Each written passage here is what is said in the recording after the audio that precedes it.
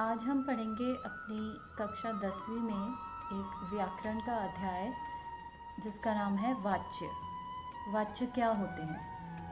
वाच्य क्रिया का वह रूप होता है जिससे पता चलता है कि वाक्य में कर्ता प्रधान है, कर्म प्रधान है या भाव प्रधान है।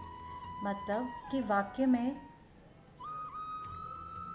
अगर कर्ता प्रधान होगा तो वो कर्तृवाच्य होगा, कर्म प्रधान होगा तो कर्मवाच्य होगा, और अगर भाव प्रधान होगा तो भाववाच्य वाक्य होगा। वाक्य में क्रिया के लिंग और वचन या तो कर्ता के अनुसार होंगे या कर्म या फिर भाव के अनुसार। तो उसी आधार पर देखकर हमें ये पता लगाना है कि वाक्य में वाच्य का कौन सा प्रकार है। जैसे वाक्य देखते हैं, उदाहरण, माधव क्रिकेट खेलता है। तो इस वाक्य में कर्ता प्रधान है, मतलब जो काम कर रहा है। तो क्रिया जो है खेलता है, ये किसके अनुसार है? कर्ता के अनुसार। तो इस वाक्य में ये कर्तृवाच्य का उदाहरण हुआ। माधव द्वारा क्रिकेट खेला जाता है। यहाँ जो क्रिया प्रयुक्त हुई है खेला जाता है, तो खेला जाता है क्या है? ये किसके लिए प्रयुक्त हुई है? क्रिकेट के लिए। यहाँ कर्ता के लिए नहीं हुई, क्रिकेट के लिए ये क्रिया यूज़ हुई है, तो इसीलिए ये कर्मवाच्य का उदाहरण होगा। तीसरे में हम उदाहरण में देखें तो माधव से क्रिकेट खेला जाता है। तो ये खेला जाता है, जो ये क्रिया यहाँ प्रयुक्त हुई है, इसमें ये भाव के अनुसार यूज़ हुई है। क्रिकेट खेलने का भाव जो है उसके लिए खेला जाता है क्रिया प्रयुक्त हुई है। तो ये उदाहरण भाववाच्य का उदाहरण है। इसलिए हम कह सकते हैं कि वाच्य के 3 भेद होते हैं: कर्तृवाच्य, कर्मवाच्य और भाववाच्य। तो कर्तृवाच्य वे वाक्य हैं जिनमें वाक्य में कर्ता मुख्य होता है और क्रिया कर्ता के लिंग, वचन एवं पुरुष के अनुसार प्रयुक्त होती है।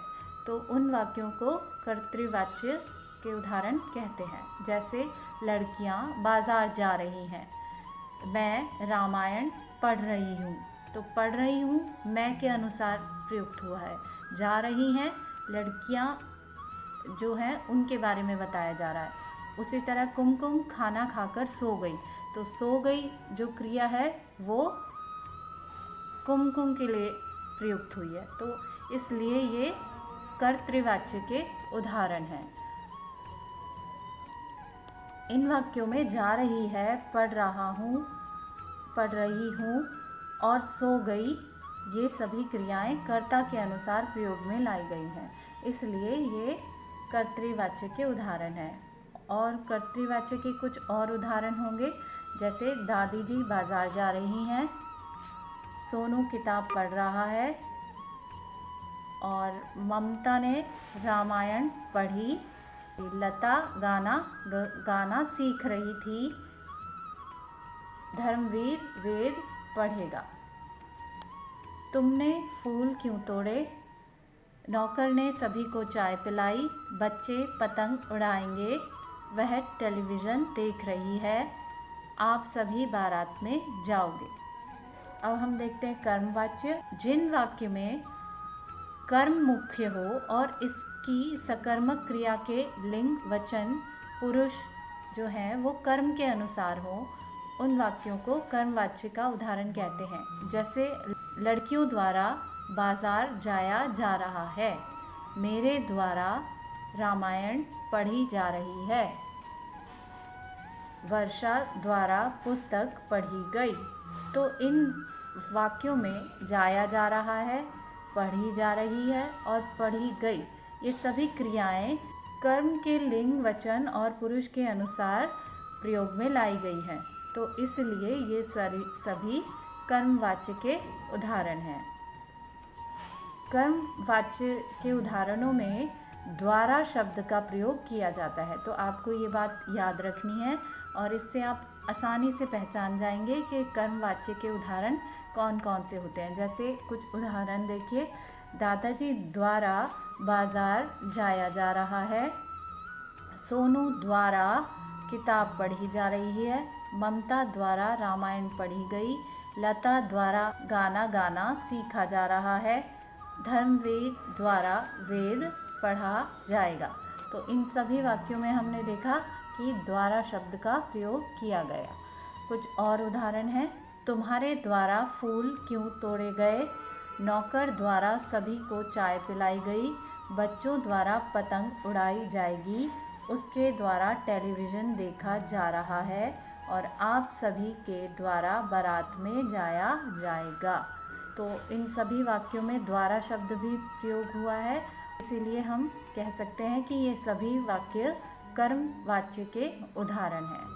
अब तीसरा और अंतिम प्रकार है वाच्य का भाववाच्य। जिन वाक्यों में अकर्मक क्रिया का भाव मुख्य हो उन्हें भाववाच्य कहते हैं। जैसे हमसे वहाँ नहीं ठहरा जाता, उससे आगे पढ़ा नहीं गया, मुझसे शोर में नहीं सोया जाता। तो इन सभी वाक्यों में ठहरा जाता, पढ़ा नहीं गया और सोया जाता क्रियाएं भाव के अनुसार प्रयोग में लाई गई हैं, इसलिए ये सभी भाववाच्य के उदाहरण हैं। एक चीज़ इसमें आपको क्या नोट करनी है कि भाववाच्य के उदाहरणों में से शब्द का प्रयोग होता है। से शब्द जो होगा वो आपका सिर्फ भाववाच्य में ही प्रयोग होता है। तो भाववाच्य के कुछ उदाहरण हैं।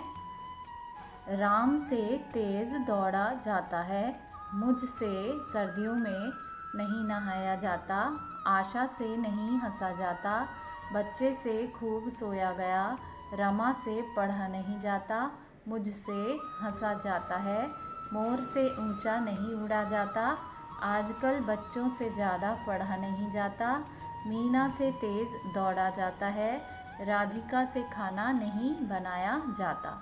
तो ये सभी उदाहरण भाववाच्य के उदाहरण हैं।